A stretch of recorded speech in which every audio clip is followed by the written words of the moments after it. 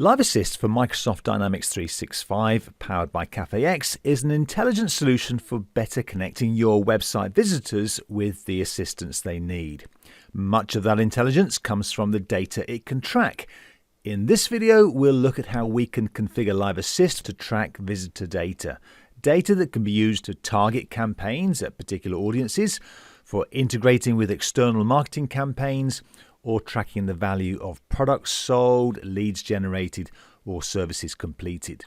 In fact, Live Assist makes extensive use of data tracking across the product, enabling you to intelligently target engagements based on visitor demographics, behavior, or their interaction with your site, gather metrics assessing the performance of campaigns against their goals, such as number and value of goods sold or leads generated, and to provide agents with deeper insights into your site's visitors. Live Assist has the capability to gather, use, and report on all of this great information. But you, the admin, have to tell Live Assist how it can find that data. You first have to configure data tracking. Now, the configuration page can be launched in two ways. First, there's usually an orange button to configure tracking available from where that data might be used. For example, if we're configuring a campaign audience based on visitor age, once we've selected that condition, we can click and navigate through to configure tracking. Second, from the campaigns overview, you can click Data Sources and scroll to Engagement Attributes. From there, you can jump into e-commerce, visitor, or journey info. While the variety of data or engagement attributes that Live Assist may be configured for is wide-ranging, the way in which you track the data is similar. In other words, once you know how to track a user's gender, well, you also know how to configure tracking for product SKUs. Let's configure tracking for the visitor's username, their age, and their status. For example, whether they're a gold, silver, or bronze level customer. Not that you have to use the same labels for your site's customer status, they can be anything you like. There are two ways for Live Assist to discover any engagement attribute. One, by extracting the data from the page, or two, by embedding code on the page. Now, we can think of data extraction as Live Assist looking on the page and searching through it for the attribute that we're interested in.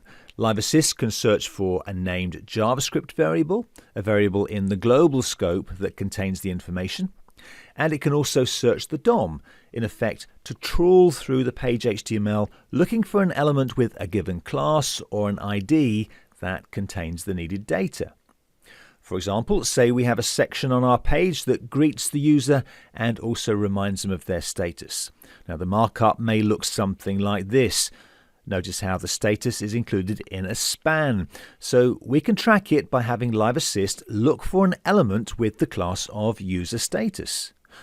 By the way, if using HTML classes, you'll want to ensure that the class is only used once on the page, else Live Assist will just pick the first element it finds with that class. Once tracked, we can have Live Assist manage the possible values this attribute can take to make selection easier.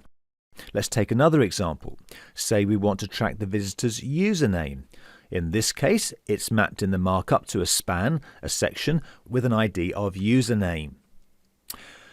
Now, the alternative to extracting data, the second method, is to embed some code on the page that uses the Live Assist API to declare the information. The page asserts the data, directly integrating with the Live Assist JavaScript API. This JavaScript sets the status, type, and username. Of course, the code will need to be dynamically generated by the site with the required details. This latter method is preferred. It's cleaner, it decouples your site presentation from its data, and there's no chance for ambiguity. But we realize it's not always possible, as it requires a change to the site to add this tighter level of integration. So, which method should you choose? Well, it's up to you.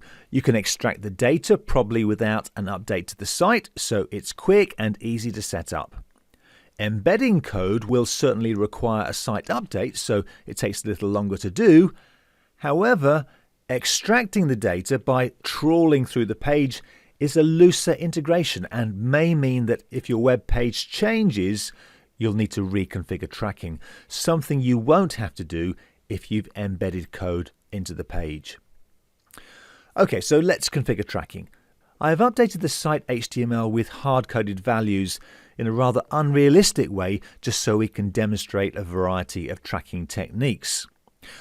So we'll go to the username and we'll set the username to be extracted using the ID of the element, and then we'll find the age and we'll set the age using a JavaScript variable. And since we have code on that page that will set the status, we don't need to configure anything else for that. So we'll close and save. And now if we head to our site, we see the engagement offered. And if we head to the Visitors tab in the engagement portal, we can see that it's successfully tracking the info we've configured. Information that we can put to use in targeting campaigns, tracking campaign performance, and giving us deeper insights into our customers.